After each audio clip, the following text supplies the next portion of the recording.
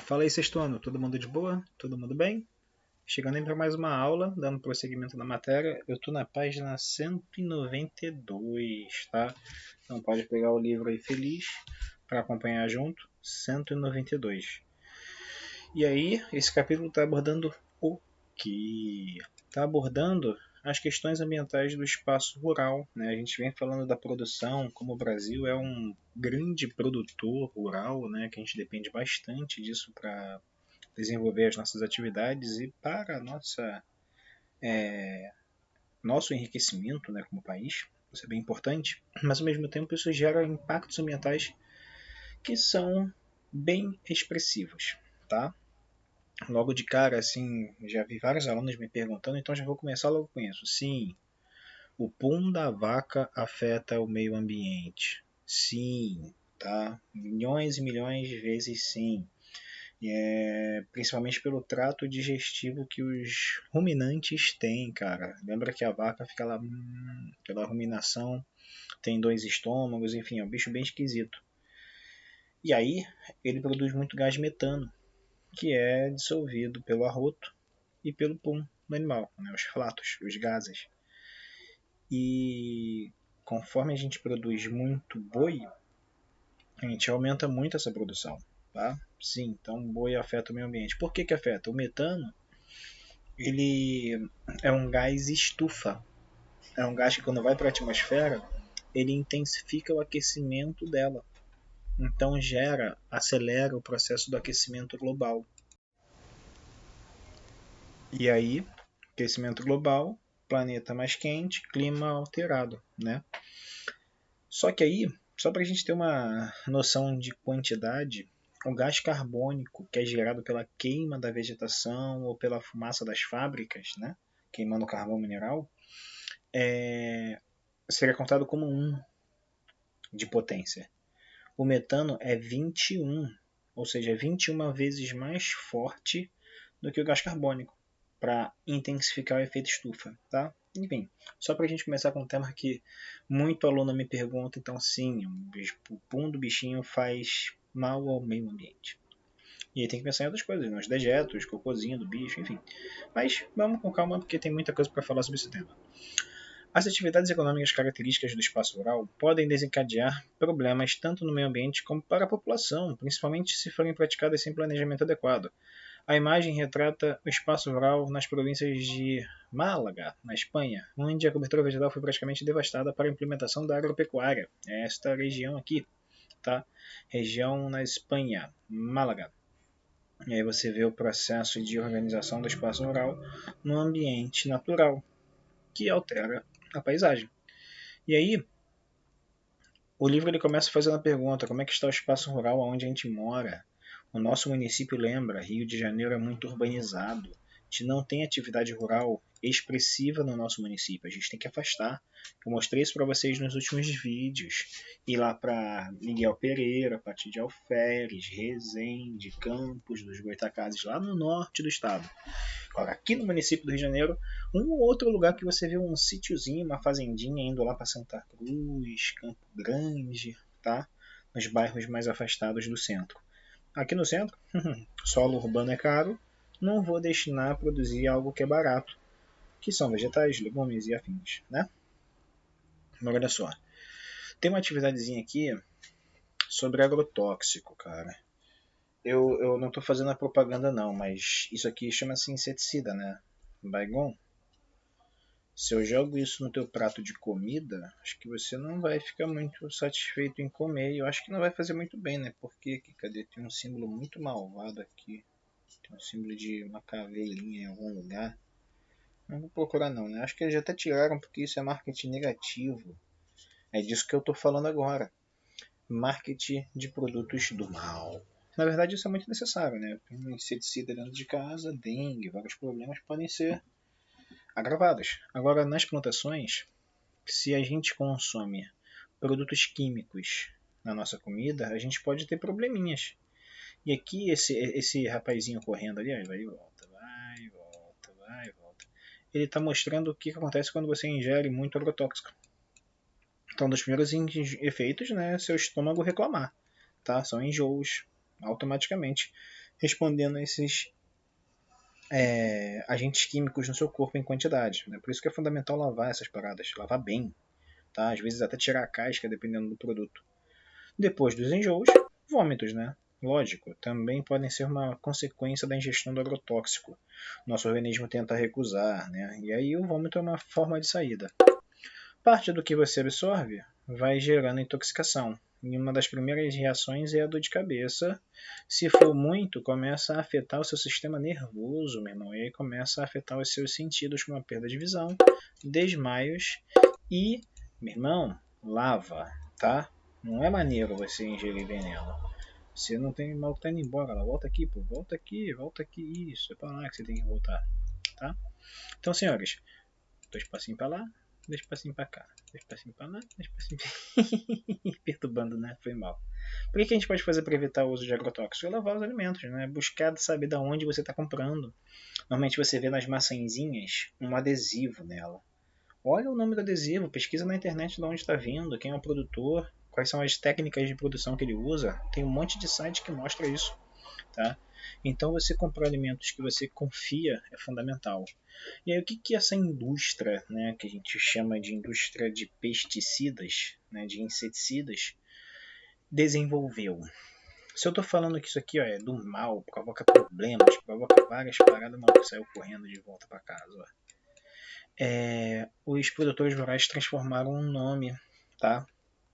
O uso de agrotóxico é comum. O Brasil 2019-2020 liberou vários agrotóxicos que mudaram de nome, tá? Hoje eles são chamados de defensores agrícolas. É muito mais fofinho. Você pensa num produto, eu tenho 2 pratos de comida na tua frente. Um tá com agrotóxico, veneno do mal, e o outro tá com defensor agrícola.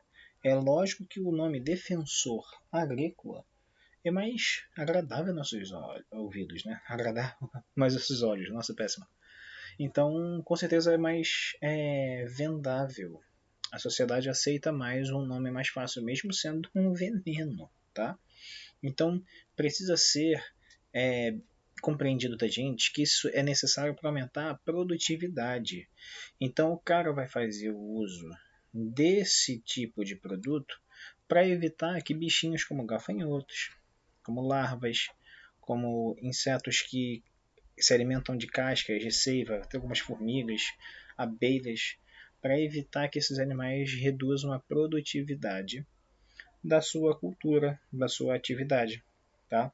E aí é lógico que você vai ver, pô, meu irmão, se o maluco precisa de luva, de máscara, de uma roupa branca boladona, né, parecendo um maluco da NASA, para aplicar isso sobre o nosso alimento, pô, normal não é um negócio maneiro não, né? Não é algo muito favorável à nossa saúde, tá? E aí o uso constante de agrotóxicos compromete, além do ser humaninho, compromete o solo, tá? Porque eu estou jogando veneno. E aí pensa, a planta vai ser irrigada. Aqui é um caminhãozinho passando lá. Aplicação de agrotóxico feita com trator em cultivo de vegetais. O caminhão com roda autona passa pelo meio, borrifando com esses braços longos. Né? Acelera muito o processo. Se você pensar nesse carinha com uma bolsinha fazendo isso, com um borrifador manual, num veículo desse porte, né? O investimento é muito maior do veículo desse porte. E aí pensa, a plantinha que tomou um banho de agrotóxico, tá na planta. Choveu, irrigou, isso pode ir para o solo e pode afetar a planta por outra via, né? Porque a planta pode absorver pelas raízes esses elementos químicos dos agrotóxicos. Então ela tanto vai estar contaminada na casca, na sua cobertura, quanto por dentro. Né? Então, meu irmão, além disso, pode afetar também o lençol freático da região. Tá? Os recursos hídricos podem ser afetados, porque esse veneno pode ser acumulado no lençol de onde a propriedade explora, utiliza, ou alguma cidade próxima, algum vilarejo, consuma. Né? Então isso é péssimo. Gerando um desequilíbrio ambiental. Tá? E aí, eu sei que vocês não têm assim muito tempo, vocês estão com muitas atividades. Tem um documentário de 20 minutos, cara. 20 minutinhos não atrasa ninguém, né? Isso é o que tu atrasa para chegar no rolê com os teus colegas. 20 minutos, um documentário chamado Nuvem de Veneno. Em Goiás, no estado onde utilizam muito esse mecanismo de pulverização de agrotóxico por aviões, um município próximo a uma grande fazenda sofre na época da aplicação, porque vão passando os aviões e esse agrotóxico vai sendo espalhado no ar. E essa nuvem de veneno, tanto que o nome do documentário é Nuvem de Veneno, taca no YouTube que é fácil de achar, recebe, né? E a galera começa a ter problemas respiratórios, critica muito as más condições de trabalho, porque muitos produtores não dão os equipamentos certos para os seus funcionários para aplicar. E aí a pessoa sendo contaminada, manejando errado esses venenos, porque pensa você vai abrir um recipiente de veneno para mexer com ele, não é algo muito saudável se você não tem o equipamento correto, né? Isso nesse documentário é muito divulgado. Nuvem de Veneno. Dá uma olhadinha no YouTube que tem prazer por estudar, que quer buscar esse conteúdo. Um bom videozinho, tá? Bem rápido. É um professor da USP, da Universidade Federal de São Paulo. Melhor faculdade do Brasil, mais conceituada, boladona. Tá? O cara falando sobre isso. Bem importante para o aprendizado. Solo. Acabei de falar, cara, contaminação do solo muito ligada à alteração da composição química, tá? E aí, com certeza, se os nutrientes estão abalados, o cultivo vai ser abalado, tá? Então, essa contaminação do solo com substâncias que foram introduzidas, que foram adicionadas, tá? Também vão chegar para o consumidor, né? Lembra que esse produto está se ingerindo veneno. E aí, quando a gente consome ele, a gente está consumindo indiretamente, tá? Então o solo, que é uma camada fundamental para esses caras, isso que eu não entendo às vezes, cara, eu fico pensando, nossa, os caras às vezes dão muito mole, esses produtores rurais. Eles estão contaminando e prejudicando o solo, que é o provedor da cultura dos caras. Pô, eles produzem plantinha e vão destruir o solo que a plantinha usa para crescer. É um tiro no pé, é um tiro na cabeça, né? O cara tá, meu irmão, acabando com a sua base da sua produtividade, né? Isso é bem problemático, tá? Então, o que pode contaminar? O uso constante de agrotóxicos e fertilizantes, né? O uso de determinados produtos para extração mineral, como mercúrio no ouro, isso afeta bastante o solo, porque o mercúrio é um metal pesado e tóxico. Despejo de efluentes líquidos inadequados, ou seja, restos líquidos, né? Misturas que foram contaminadas, resto de uma fazenda que, sei lá, que leiteira que lava os tonéis de leite, esse leite vai ser espalhado no solo, né? Isso é ruim. Resíduos sólidos, é lógico, a gente poluindo, sujando ou jogando lixo. Incêndios florestais, vocês sabem que está acontecendo bastante isso no Pantanal, devido à seca e às atividades irregulares dos fazendeiros, que está com fogo de propósito para limpar o terreno, matando a biodiversidade do terreno. Por isso que é limpar. Não é limpar porque está limpando, não, tá? Porque eu estou lavando, não. Eu estou tirando o bioma. É isso que eles chamam de limpar o terreno. Eles estão acabando com o espaço natural, tá? Então não me ilude, não. Ah, tá limpando o terreno. Essa queimada é para limpar o terreno. Matar tudo que está no terreno, tá? Todos os bichinhos. Não é maneiro. Deposição inadequada de incêndios florestais, queimadas com forma de preparar o solo para o cultivo. É isso que eu estou falando, não é maneiro. Na verdade, até que me repetiu aqui, né? O uso de agrotóxicos está no topo da lista das principais causas da poluição, tanto da contaminação. Com certeza, estou tacando um veneno. Meu irmão, não tem. né? Acho que vocês estão entendendo o que eu estou falando, né? É veneno. Fertilizantes químicos. Aí você pensa, poxa, mas o fertilizante não é para ajudar a planta a crescer? Ajudar como? É algo natural? Tem fertilizantes naturais que a gente usa, que é o NPK, fósforo, potássio e nitrogênio. São elementos químicos naturais que a gente adiciona ao solo porque são básicos da maioria das plantas, tá? Tu compra isso em qualquer lojinha, qualquer mercado, né, no setor lá de plantas, tu vai ver caixinhas de NPK. Isso é natural. Isso não afeta o solo. A gente retirou do solo para usar no solo. Agora, algumas instituições criam fertilizantes mais potentes, químicos, concentrados, tá? E isso pode, se não for feito de maneira correta, né, pode prejudicar o solo, porque pode gerar um desequilíbrio, beleza?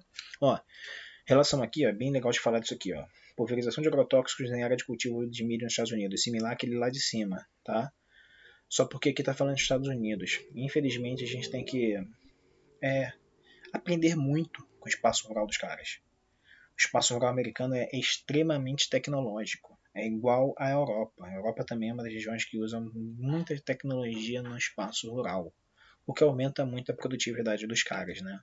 Pensa no carinha com a bolsa de pulverizador nas costas, andando na propriedade fazendo isso, e um veículo como esse, né? Isso aqui é muito mais rápido, muito mais intenso. Então, contaminação e poluição da água no espaço rural, mesma ideia. Só que aqui é legal de você pensar que o esgoto e o agrotóxico são facilmente pensados, mas não são identificáveis. Porque às vezes está diluído na água. Tu pode olhar a água e achar que ela está bonitinha, limpinha, transparente, feliz. Mas vários desses elementos químicos dissolvidos, diluídos. E aí tu tá no riozinho bonitão, que nem esse aqui, olha lá, felizão. Morte e desolação no Rio Tinto, Espanha. Possível resultado da mineração e da sua água muito ácida, seu tom avermelhado já era o rio, meu irmão. Deve ao ferro dissolvido. Os caras jogaram ferro, resto de mineração, cara, que contaminou esse riozinho. Não é algo muito maneiro. Então a gente tem alguns elementos nas ações humanas que afetam o solo dessa maneira, tá? Seguinte, nesse trecho aqui, é legal ressaltar que a gente está falando das causas, tá? Que vão afetar o solo em vários temas. Primeiro, a gente pode pensar na biologia. Por exemplo, esgoto doméstico, né, cocôzinho e xixizinho, apesar de ser natural, se for depositado em grande concentração em algum lugar, pode e vai afetar o meio ambiente, tá? Então, reduz a quantidade de oxigênio no solo e na água, gerando desequilíbrio ambiental, tá? Então, você não vai nadar num rio cheio de cocô. Isso é fato, né? Com certeza a gente tem que falar o português bem claro. É um rio cheio de matéria orgânica. Então, bactérias, micróbios, vários elementos nocivos à nossa vida podem estar se desenvolvendo ali. Então, não. Contaminação e poluição decorrente da alteração da temperatura da água. E aí tem alguma ação que eu gosto de lembrar. A água, ela tem uma temperatura. Se você compra um peixinho na pet shop e leva para casa e joga ele no aquário direto, meu irmão, provavelmente ele vai morrer. Tu precisa equilibrar, tu tem que deixar o peixe do lado do aquário um tempão para a água que está nele ficar igual à água que está no aquário. É uma palhaçada pro bicho não morrer, né, tadinho. São delicados, são sensíveis. E aí você vê que algumas ações nossas, né, pode alterar essa temperatura. Por exemplo, não tem a ver com o espaço rural, mas é uma ação que nós fazemos. A energia nuclear, que a gente estudou recentemente.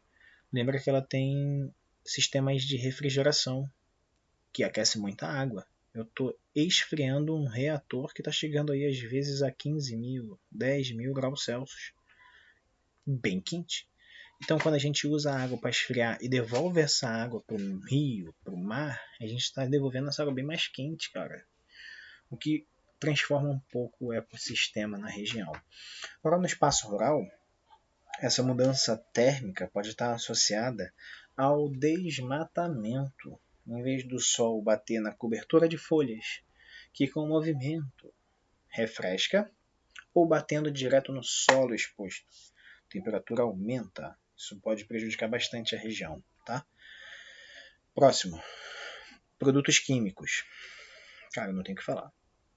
Se eu pego, por exemplo, detergente, que é um poluente bem comum, né, em muitos rios, onde tem esgoto clandestino, irmão, tô lavando louça, essa água tá indo pro rio, tá indo com detergente. Isso gera uma poluição no rio. É um produto químico. Isso no espaço rural, com o uso do agrotóxico dissolvido na água, chegando no lençol freático, meu irmão, né, tô repetindo mesmo aqui. Já sabe que isso vai ser um problema, tá? Então, partindo para a parte 2 aqui, processos erosivos. Lembra que a erosão é o deslocamento das partículas do solo. Ou seja, o solo vai ficar soltinho e vai embora, vai ser levado pela água, pelo vento, pela gravidade. né? A gota da chuva batendo direto no solo. Olha aqui, isso tem um nome muito fofo, efeito splash, tá? É o efeito da água da chuva batendo no solo e levantando as partículas de areia. Quando isso acontece, né? Acontece porque a folhinha da árvore antes que existia no lugar recebia a gota da chuva e essa gota da chuva escoava pela planta, chegando no solo de boa. Quando a gente desmata e deixa o solo exposto, essa gota da chuva bate direto no solo. Chega a uma velocidade aí de quase 100 km por hora. Você pensando num carro, se um carro bate a 2, 3 km por hora, encostou, né? Suave. Se o carro bate a 100 km por hora, desgraça, né? Morte, amassado, já era o carro. Então você tem a mesma relação aqui quando a água da chuva bate direto no solo, sem a cobertura vegetal, que seja grama, tá? Que seja arbustos, freando essa água para ela escoar devagarzinho, pingar mais devagarzinho, o solo está desprotegido. Então isso acelera o processo erosivo. E aí, quando você vê aquele tipo de produção que a gente viu dos carros, né? Tá plano, o processo erosivo ali é lento. Se eu planto em uma encosta, em um terreno inclinado, irmão, a erosão vai ser muito acelerada e isso vai afetar bastante a qualidade do solo, porque eu estou perdendo o solo. Eu, como um produtor rural, eu não posso perder meu solo. Então isso é péssimo. O que vai gerar uns dois nomes engraçados que a gente vai começar a ver agora, tá? Cadê o nome? Ah, tá mais aqui para baixo, né? Deixa eu dar uma descida rápida aqui, que é isso aí, beleza. Que são os processos erosivos acelerados. Eita, desci bastante. E aí, em tempo, para lembrar. Assoreamento é o cúmulo de sedimentos, né? Porque eu estou falando, a terra está indo embora, o solo está indo embora, ele está indo para onde? Se normalmente a água da chuva está levando, pode estar levando para o fundo de um lago, para um rio, que vai ser depositado nesse rio, né? A areia não vai sumir, ela está se deslocando. Então eu estou tirando de um lugar e enchendo outro. Isso chama-se assoreamento. A região que recebeu esse sedimento, ela começa a criar bancos de areia, tá? E aí, meu irmão, acúmulo de areia, terra, detritos em rios, canais, lagos e baías diminui a profundidade, afeta a circulação da água, obstrução da correnteza, meu irmão, está afetando o meio ambiente, tá? Então, o assoreamento é muito complicado em alguns rios. Aqui tem uma imagem de um rio bem assoreado, cheio de areia dentro e o rio passando com dificuldade pelos cantinhos, buscando um caminho, tá? Só que, se eu permitir que esse assoreamento, né, essa erosão acelerada pelo desprotejo do rio, do solo, né, o solo desprotegido, eu crio dois problemas. São esses dois aqui. Ravinas e vassourocas. Ravinas, sulcos. Quem não sabe o que é sulco? Sulco é um buraco fino e comprido. São frestas. Se você pensar num carro, às vezes o carro ele tem umas linhas, né? Um relevo, uma faixa ou mais alta ou mais baixa. Isso são sulcos. Tá? Buracos compridos e finos. Olha aqui, eu vejo um monte de buraquinho fino. Sulcos e ravinas no espaço rural próximo à cidade do Cabo, África do Sul. O solo foi desprotegido, a erosão acelerou e criou um monte de buraco. E aí, Pokémon desenvolve, né? Porque Pikachu vai desenvolver para o Raichu, né? Lembra do Pokémon? Desenho tosco. A Vassouroca Vassouroca do município de Avaré, é a ravina evoluída. Se o processo da ravina acelera, o buraco vai crescer, virando uma Vassouroca. Essas imagens aqui são meio ruins, cara. Aqui dá até para ver um pouco melhor. Tá? Uma Vassouroca em formação. O morro inteiro pode cair. Eu vou dar uma pausa aqui e vou botar aqui mais imagens de Vassouroca aqui, porque o Brasil é recordista em Vassourocas.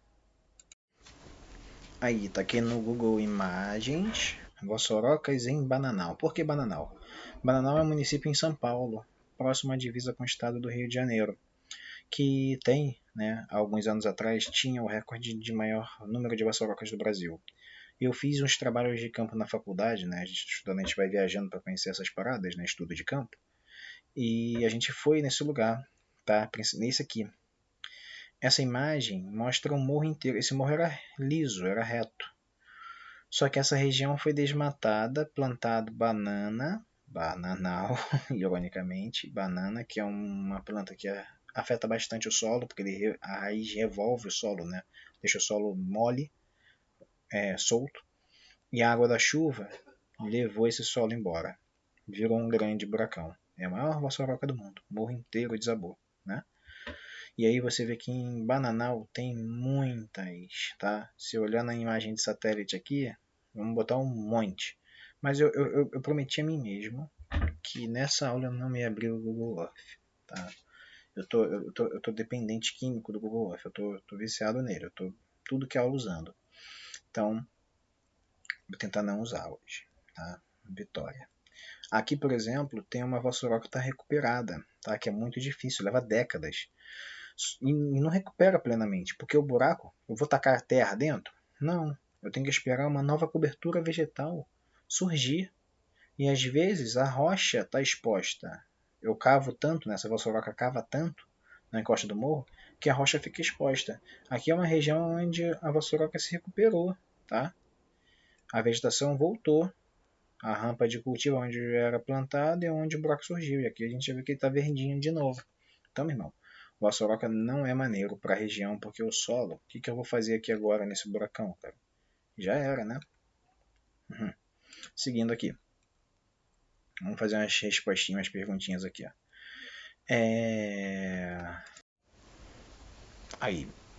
Vamos lá, cadê? Me enrolei aqui. Isso. Pesquisa o que são árvores leguminosas e flora nativa.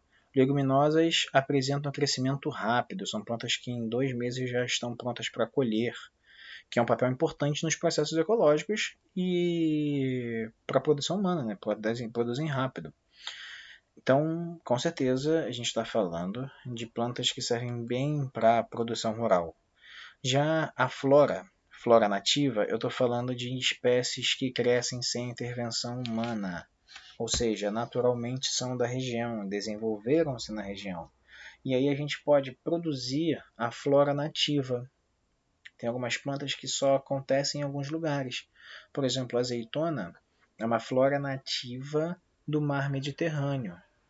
Então lá plantar azeitona é moleza, é de lá, o clima é desenvolver ela ali. Quando eu tento fazer ela em outro lugar, eu tenho que adaptar ela à região. Então isso que é flora nativa, é que naturalmente se desenvolveu na região e ela pode ser aproveitada, pode ser explorada. Açaí na Amazônia é um exemplo, tá? Flora nativa de lá, tem bastante lá. Como as leguminosas podem auxiliar na contenção das vassourocas? Como elas crescem rápido, elas impedem o crescimento desse problema, porque elas, com as suas raízes crescendo em 1 mês, 2 meses, elas já começam a sustentar o solo novamente. E aí reduzem a erosão. E ao mesmo tempo que elas fazem uma coisa muito boa. Raízes ajudam a água a infiltrar, não a escoar. Lembra do escoamento superficial quando a gente estudou erosão? A água escoando pela superfície carrega com mais força os sedimentos. Quando ela infiltra no solo, quando ela entra no solo e as raízes auxiliam bastante nisso, essa erosão é contida, beleza? Então, duas perguntinhas aí pra gente fechar esse capítulo. Eu não vou continuar não aqui, a gente vai continuar fazendo isso aqui depois, tá? Então, até o próximo vídeo, bons estudos. Se tiver alguma dúvida dessa aula, é só falar comigo, que eu vou ter o maior prazer em responder para vocês, tá? Paz e a nós.